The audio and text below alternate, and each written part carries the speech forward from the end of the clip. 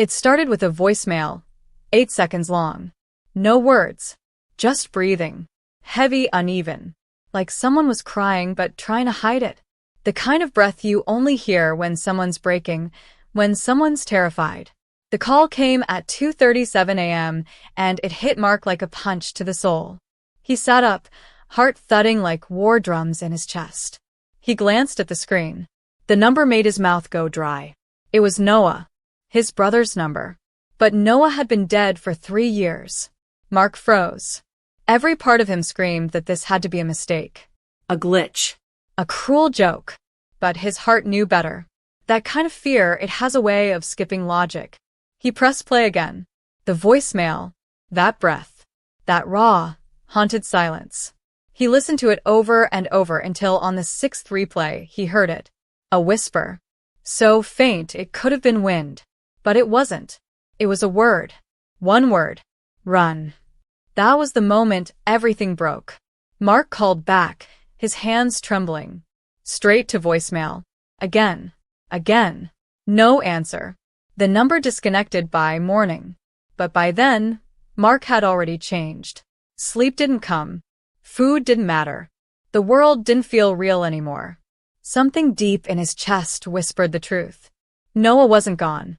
Or worse, he never had a chance to leave in peace. Later that morning, Mark drove 2 hours without speaking, without thinking, straight to his brother's grave. The wind was still, the cemetery empty. Just him, the stone, and that voicemail replaying like a curse in his ears. He sat there until dusk, staring, asking questions only silence could answer. Then he went home and pulled out a box he hadn't touched since the funeral. Noah's old stuff. Clothes. Photos. Receipts. And near the bottom, a journal. Leather-bound. Worn edges. Pages filled with rushed, shaky handwriting. The last entry, dated the night before Noah's car accident, read, "If something happens to me, it won't be an accident. I think someone's following me.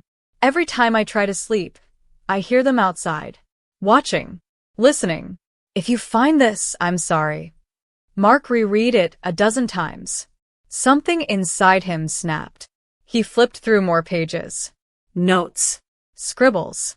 Diagrams. One name circled again and again. Elise. A therapist. Alongside numbers, addresses, and a phrase repeated in bold black ink. I know what they did. Mark couldn't focus on work. Couldn't fake small talk.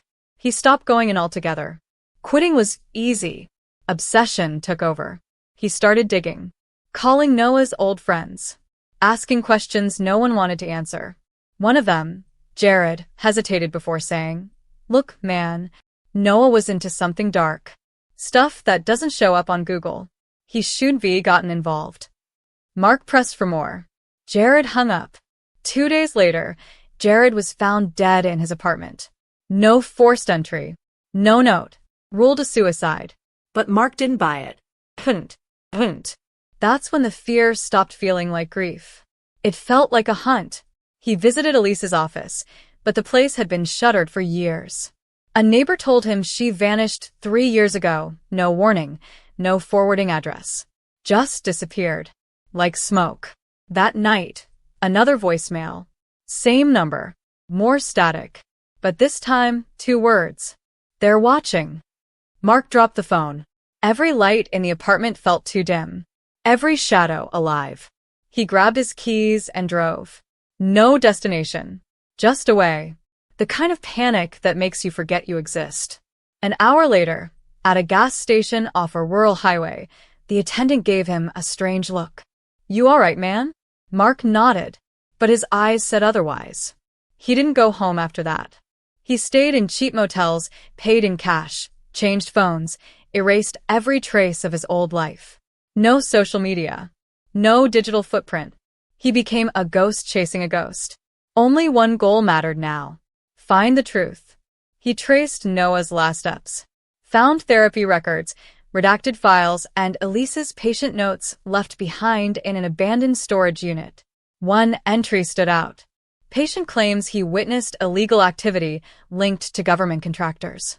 Claims he's being followed. Paranoia growing, but details too specific to ignore. If he's right, he's in danger. The company mentioned in those notes? Valentech, a cybersecurity contractor for federal agencies. But the address linked to a warehouse, abandoned. Cables ripped from walls. Bullet holes in doors. Like someone wanted to erase everything. Mark didn't stop. He found other names. Journalists who went missing. Whistleblowers who died mysteriously. Patterns. Deaths labeled accidents with matching timelines and keywords. All trails led to Valentech. And Noah's name was in the middle of it. Then, a break. A woman named Claire. Former Valentech employee. Mark tracked her to a small mountain town. She agreed to meet, but only in public. A diner. Noon. She sat in the corner, sunglasses on, hands shaking. You're Noah's brother? Yes. She looked around, Then leaned in. He found something. Something big. They monitor everything, emails, texts, even in-person meetings. He took files. Contracts. Hidden operations. Executions disguised as suicides. Black sites. Surveillance networks. Mark's blood ran cold. Why did they kill him? Because he knew, and he wouldn't stop digging. Claire slid him a flash drive wrapped in tinfoil. This has everything. If they find me, I'm dead. But maybe you can finish it. She left before he could say a word. That night, Mark opened the drive. It took hours to decrypt. But when it opened, the world changed. Thousands of files. Secret memos. Documents stamped top secret. Names. Timelines. Surveillance photos. Some with faces crossed out. Executed. Silenced. And then his face. Under a folder called Project Ghost. Inside were photos of Noah. Of Claire. Of Mark. Timestamps. Notes. Subject aware. Initiate containment protocol. Observation active. Mark's hands shook. He was never just the grieving brother. He was part of the system now. Watched. Tracked. Tagged for silence. They didn't plan for him to survive. But he had a choice. To vanish. Or burn it all down. He chose fire. Over the next 72 hours, Mark uploaded the files everywhere. To journalists. Encrypted blogs. Whistleblower forums. He used every drop of his paranoia to stay ahead, VPNs, onion routers, burner IPs. He risked everything. The next morning, the internet exploded. Headlines screamed, "Massive leak exposes covert government kill program." Valentech trended worldwide. People protested. Senators denied everything. But truth had no off switch now. Noah's name lit up like wildfire. And the world finally believed he didn't die in a crash. He was silenced. Because he told the truth. Mark didn't celebrate. He didn't rest. He kept moving. New name. New face. Burn phones. Safe houses. Because when you pull back the curtain, they don't forgive you for surviving. But he felt peace. Not because he was safe, but because his brother's voice had finally been heard. If you're still listening, this isn't just a story.